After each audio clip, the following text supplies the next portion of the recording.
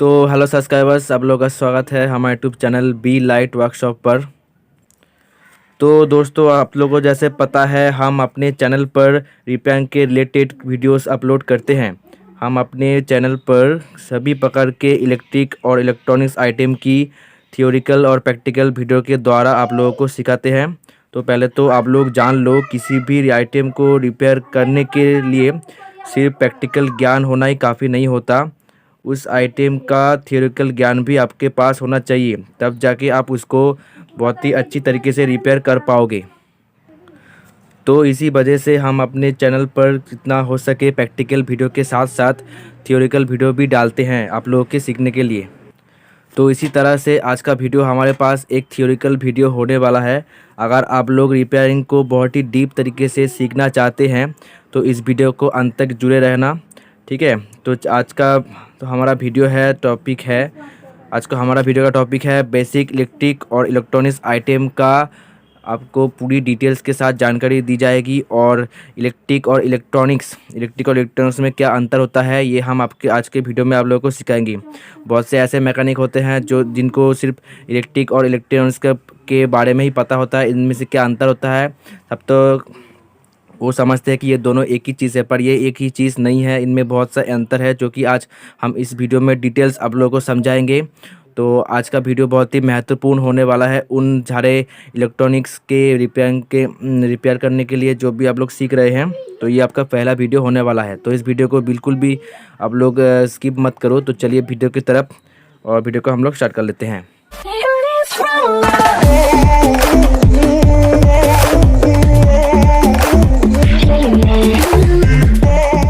तो दोस्तों, सबसे पहले तो हम बात कर लेते हैं कि इलेक्ट्रिक और इलेक्ट्रॉनिक्स के बीच में अंतर जो है होता क्या है, ठीक है। तो सबसे पहले हम लोग यहाँ पे इलेक्ट्रिक और इलेक्ट्रॉनिक्स के बीच में अंतर हम लोग जानेंगे।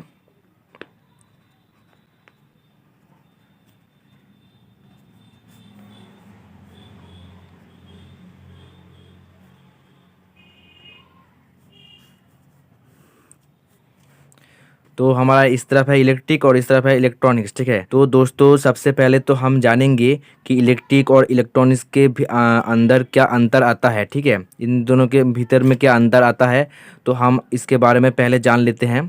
तो सिंपली से समझ लो, आपके घर पर जो करंट आता है वो होता है हमारा सिंपली से एसी करंट, ठीक है। एसी करंट होता है हमारा, इलेक्ट्रिक में एसी करंट आता है। तो एसी करंट होता है, उसका जो होता है वो अल्टरनेटिंग करंट। एसी जो करंट का मतलब है वो है अल्टरनेटिंग करंट।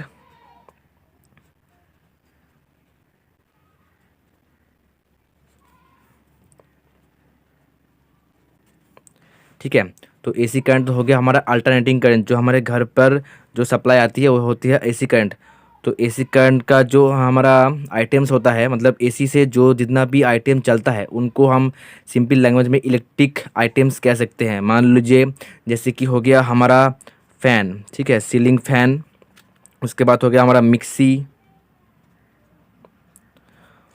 ऐसे ही बहुत से उदाहरण है, जैसे हो गया पानी गर्म करने के वाला वो स्टीलिंग रॉड, ठीक है। ऐसे ही हमारा लैंप जो कि एसी लैंप, ठीक है, जैसे कि फिलामेंट वाला लैंप जो कि हम सीरीज बल्ब में यूज़ करते हैं, वो वाला लैंप वो हमारा हो गया एसी लैंप, क्योंकि वो एसी से डायरेक्ट हमारा चलता है। तो सिंपल लैंग्वेज में अगर हम बोलूँ, एसी से सिर्फ एसी से चलने वाला जितना भी कंपोनेंट या फिर आइटम होता है वो सिर्फ इलेक्ट्रिक के अंतर्गत आता है, ठीक है। तो इलेक्ट्रिक का अंतर्गत होता है हमारा एसी लाइन में जितना भी जो डिपार्टमेंट आता है वो होता है हमारा इलेक्ट्रिक के अंडर आता है। तो ये हम लोग सिंपल से समझ गए। इनमें और भी सारे उदाहरण हैं, जैसे हो गए हीटर हो गया, फ्रिज हो गया, ऐसे ही बहुत से हमारा उदाहरण हो सकते हैं, ठीक है। तो उसके बाद हम लोग यहाँ पे बात करेंगे इलेक्ट्रॉनिक्स के बारे में, ठीक है।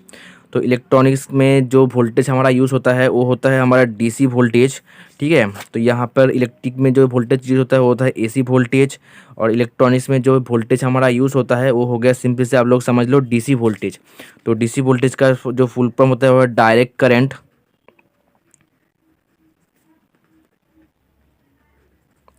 ठीक है। तो डीसी वोल्टेज का हमारा फुल फॉर्म होता हो गया था डायरेक्ट करंट, और एसी का हो गया अल्टरनेटिंग करंट, ठीक है। तो डीसी वोल्टेज में जो भी आपका आइटम या फिर कोई सा भी चीज़ जो हमारा ऑपरेट होता है तो वो हो गया हमारा सिंपली से इलेक्ट्रॉनिक्स के अंडर, जैसे कि आप मान लो एलईडी बल्ब।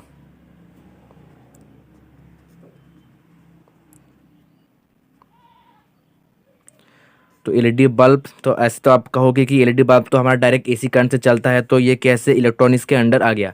तो आप भाई लोग, आप लोग देख लो, सिंपली से जो लैंप होता है उसमें सिर्फ फिलामेंट लगा हुआ होता है, जो कि एसी करंट के दोनों टर्मिनल के साथ शॉर्ट होता है। तो जब वो फिलामेंट जो हीट होता है तभी वहाँ में से रोशनी जो है हमारा निकलती है। पर एलईडी बल्ब के अंदर ऐसा होता नहीं, उसमें हम लोग एसी करंट देते हैं, ये तो 100% एकदम सत्य है। पर अगर उसमें एसी करंट देते हैं तो उसमें एक ड्राइवर लगा हुआ होता है, जो कि हम लोग आपको एलईडी बल्ब रिपेयरिंग के वीडियो में आप लोग को दिखा चुके हैं। वो जो ड्राइवर होता है वो उसको जो एलईडी बल्ब में जो सीरीज में एलईडी पैनल लगा हुआ होता है उसको जलाने के लिए प्रॉपर सूटेबल डीसी वोल्टेज जो है कन्वर्ट करता है। तो जैसे कि ये जो एलईडी प्लेट हो गया, वो हमारा चलता है डीसी वोल्टेज पर। तो ये हमारा इलेक्ट्रॉनिक्स के अंडर आ गया। ऐसे ही बहुत सारे मोबाइल, जैसे कि मोबाइल, तो मोबाइल हमारा चलता है किस में, मोबाइल में एक सेल होता है जो कि उसके पीछे बैक साइड पे लगा हुआ होता है। तो ऐसे मोबाइल भी हमारा इलेक्ट्रॉनिक्स के अंडर आ गया। अगर सिंपल लैंग्वेज में बोलूँ तो एसी करंट में जितना भी कंपोनेंट होता है वो होता है हमारा इलेक्ट्रिक के अंडर, और डीसी करंट में जो भी काम होता है। तो दोस्तों दूसरा जो हमारा टॉपिक है सिंपली से इलेक्ट्रिक करंट के ऊपर है। तो इलेक्ट्रिक करंट के बारे में अगर आप लोग नहीं जानोगे तो कोई सा भी रिपेयरिंग जो है आप लोग कंप्लीट नहीं कर पाओगे, क्योंकि ये रिपेयरिंग कोर्सेज में सबसे नींव में यही है। और अगर आप इसके बारे में कुछ भी नहीं जानते तो आप कोई भी रिपेयर नहीं कर पाओगे। तो इलेक्ट्रिक करंट के बारे में अगर आप लोग डीपली जानोगे तो आप लोगों को सिंपली से अगर एग्जाम्पल के लिए मैं बताऊँ, तो मान लो ये हमारा हो गया एक पानी का पाइप, ठीक है, और इसमें पानी जो है फ्लो कर रहा है, ठीक है। तो ये वाला जो छोर है ये हम लोग ए मान लेते हैं, और ये बी, ये वाला को बी मान लेते हैं, ठीक है।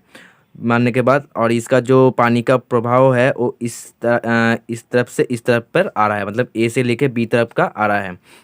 तो ऐसे ही ये जो पानी है, इस पानी को आप लोग देखो, ये पानी जो है इसमें से फ्लो कर रहा है, तो इस पानी का भी कोई स्पीड होगा, जो कि इसी स्पीड में ये ए से लेके बी तक आ रहा है, ठीक है। तो ऐसे ही मान लो आप एक तार, ठीक है, तार या फिर सर्किट का कोई भी आप लोग पार्ट्स इसको समझ सकते हो, जिसमें ये ए से लेके बी तक का छोर है, ठीक है, इस पोजीशन से इस पोजीशन पर छोर है। तो यहाँ से लेके यहाँ तक जो है करंट फ्लो करता है, जो किसी भी सर्किट में। तो करंट के जो फ्लो करता है उनमें, इसमें जैसे कि पानी है तो इसमें होता है हमारा इलेक्ट्रॉन, इलेक्ट्रॉन के माध्यम से ही हमारा है जो है करंट फ्लो करता है। तो यहाँ पे ये इलेक्ट्रॉन्स फ्लो करता है, ए से लेकर बी तक यहाँ पे फ्लो कर रहा है। तो हमारा इलेक्ट्रिक करंट जो है क्या है, तो इलेक्ट्रिक करंट हो गया हमारा ए से लेके बी तक का जो इलेक्ट्रॉन से माध्यम से करंट फ्लो करने का स्पीड, ठीक है, इसका स्पीड, ये स्पीड कितना है उसी को हम लोग करंट के माध्यम से जानते हैं। मतलब किसी भी छोर से जो करंट इलेक्ट्रॉन से करंट प्रवाह होने में जितना स्पीड से ये मतलब जाता है, उसको इसी का करंट कहते हैं, ठीक है, इसी सर्किट का करंट कहते हैं। जैसे कि आप लोग मान लो किसी भी आप लोग आइटम को चेक करोगे तो उसमें उसमें लिखा हुआ होगा कि ये जैसे कि 5 mAh का ये हमारा आइटम है, कहीं पे यहाँ पे 10 mAh का या फिर 100 mAh का भी यहाँ पे लिखा हुआ होता है। तो इनका मतलब जो होता है, मतलब जैसे देख लो आप लोग, यहाँ पे लिखा होगा 5 mAh का, कोई भी हो गया, मतलब 5 एम्पेयर का आप लोग कोई मोटर ले लो, कोई सर्किट का बोर्ड ले लो, तो ये 5 mAh का है, तो इसका मतलब हो गया 5 एम्पियर पर आवर, ठीक है। तो इन 5 mAh का मतलब होता है 5 एम्पियर पर आवर। तो एम्पियर हमारा क्या है, यहाँ पे एम्पियर हो गया जो जो इलेक्ट्रॉन का स्पीड है उसको मेजर करने का यूनिट, ठीक है। मतलब मेजर तो किसी में करोगे, जैसे कि हम लोग भार को मापते हैं केजी से, और डिस्टेंस को मापते हैं हम लोग मीटर या फिर किलोमीटर से। ऐसे ही यहाँ पे जो करंट का फ्लो है उसको हम मापते हैं सिंपली से एम्पियर से, और एम्पियर को हम लोग शॉर्ट फॉर्म में AM या फिर सिर्फ ए भी लिखते हैं एम्पेयर को शो करने के लिए। और यहाँ पे एज का मतलब होगा पर आवर, मतलब जिस सर्किट में ये लिखा हुआ है 5 mAh, उस सर्किट पर 5 एम्पेयर का फ्लो हो रहा है पर आवर, मतलब पर आवर में जो उसका स्पीड है वो है 5 एम्पेयर का स्पीड उस सर्किट पे आ रहा है। तो एम्पेयर के बारे में आप लोग सीख लिए, सिंपली से ऐसा ही कुछ है एम्पेयर का कंडीशन। अगर आप लोग समझ सके तो ज़रूर से कमेंट कर देना। तो दोस्तों एम्पेयर के बारे में आप लोग जितना जान चुके होंगे, तो थोड़ा बहुत चीज़ और है जो कि आप लोग सिंपली से जान लो। तो दूसरा है हमारा एक वोल्टेज। तो वोल्टेज क्या है और इसका हमें क्यों ज़रूरत पड़ी, आप लोग पहले आपको एक मैं चित्र बना के दिखाना चाहूँगा, ठीक है। तो मान लो एक यहाँ पे सिंपल सा पाइप है जिसमें पानी जो है पड़ा हुआ है, ठीक है, इसमें पानी पड़ा हुआ है। और यहाँ पर एक हमारा पानी को जमा करने के लिए कोई टैंक वगैरह या फिर कोई बाल्टी वगैरह है। तो यहाँ पर जो पानी पड़ा हुआ है, ये पानी का अपने आप ही यहाँ पे जाके यहाँ पे गिरेगा? नहीं, नहीं गिरेगा। तो उसके लिए हमें क्या करना होगा, या तो आपको यहाँ पे कोई फोर्स लगाना होगा, तभी जाके ये पानी यहाँ से यहाँ तक आएगा।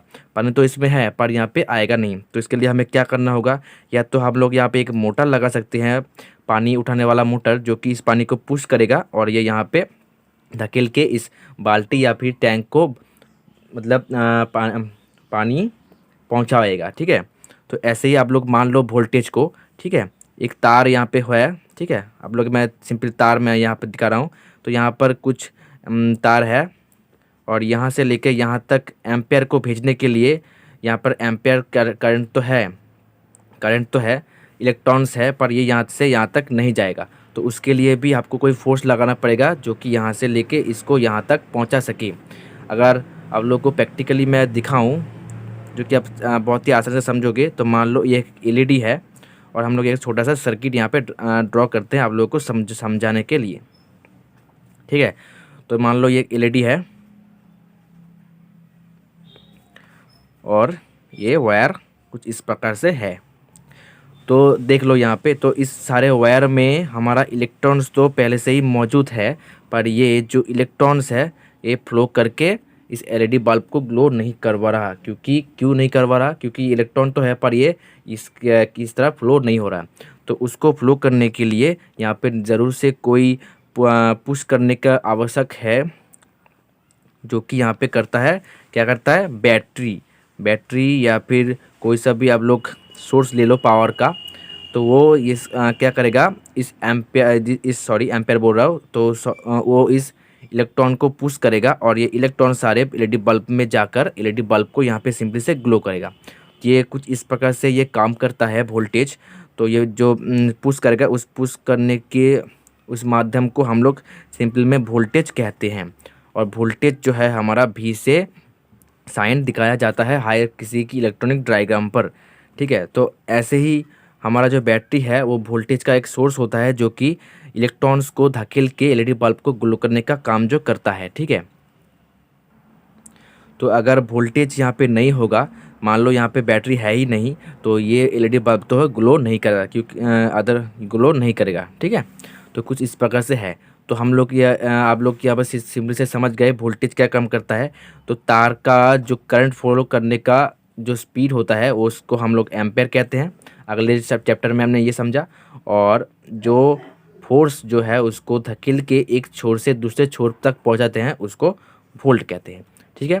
तो ऐसा आप लोग इसको सिंपली से समझ गए। तो हम बढ़ते हैं दूसरे टॉपिक पर। तो हमारा तीसरा जो मेनली इम्पोर्टेंट टॉपिक है और हमारा आज का लास्ट टॉपिक है, वो हो गया हमारा रेजिस्टेंस।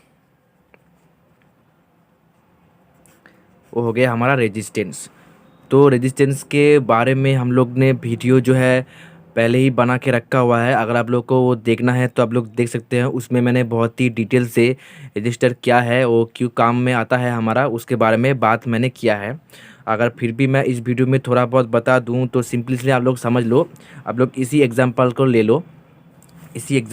लो कि यहाँ पर एक पानी का नल है जिसमें से पानी जो है फ्लो कर रहा है, पर इस छोर में हमें उतना पानी का आवश्यक दरकार जो है नहीं है, ठीक है। तो यहाँ पर उतना पानी का हमें नीड नहीं है। तो आप क्या करोगे, तो अगर आपका जो पानी का नल है तो इसमें आप लोग क्या करोगे, एक नल लगाओगे। सिंपली में एक नल लगाओगे ना, तो नल को जब भी आप घुमाओगे तो पानी का फ्लो जो है कम होके जितना पानी आपको चाहिए उतना पानी यहाँ पर सिंपली से पहुँचेगा। तो ऐसे ही रजिस्टर जो है काम करता है सिंपल लैंग्वेज में अगर आप लोगों को मैं बताऊँ।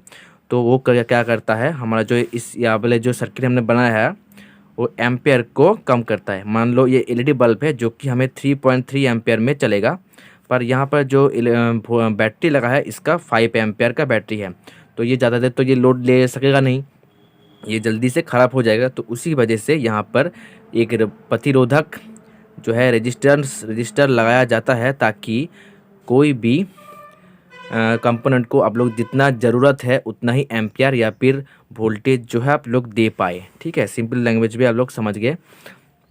तो आप बात करते हैं रेजिस्टेंस को जो डायग्राम में यूज़ करते हैं, उसमें आर साइन से मेंशन किया जाता है, और इसका जो यूनिट है जिसमें रेजिस्टेंस को मापा जाता है वो होता है ओहम।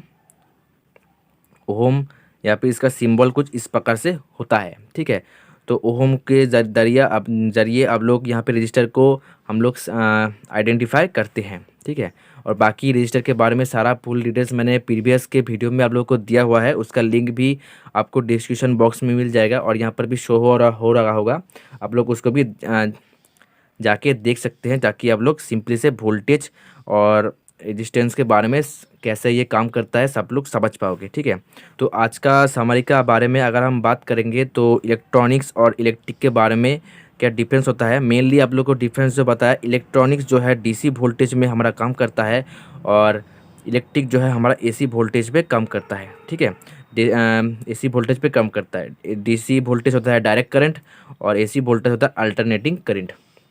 तो डीसी वोल्ट हमारा मेन सोर्स होता है बैटरी या फिर कोई दूसरा सोर्स, और एसी वोल्टेज का सोर्स होता है हमारा घर का जो लाइन होता है, जो 230 वोल्ट से लेके 250 वोल्ट एसी तक हमारा घर का लाइन जो आता है वो हो गया।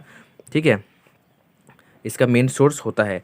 तो डीसी वोल्टेज में जितना सारा कंपोनेंट वर्क करता है वो हो गया हमारा इलेक्ट्रॉनिक्स के अंडर, और एसी वोल्टेज का जितना भी सारा कंपोनेंट आ गया वो हमारा इलेक्ट्रिक के अंदर आ गया। तो दूसरा हमारा हो गया एम्पियर, वोल्टेज और रेजिस्टेंस। तो एम्पियर, वोल्टेज, रेजिस्टेंस के बारे में आप लोग ने डीपली यहाँ पे जान लिया। आशा करता हूँ आप लोगों को कोई और सा वीडियो यहाँ पे देखने का ज़रूरत नहीं पड़ेगा इस वीडियो को देखने के बाद। तो अगर इस वीडियो से अंदर आप लोगों को कोई सा भी फ़ायदा पहुंचा है तो वीडियो को एक लाइक करके हमें ज़रूर से सूचित कर दीजिए, और चैनल को सब्सक्राइब कर लीजिए अगर आपका वीडियो अच्छा लगा है तो चलिए मिलते हैं अगले वीडियो में। तब तक के लिए स्टे ट्यून, रिपेयरिंग करते रहिए और सीखते रहिए। तो चलिए टाटा।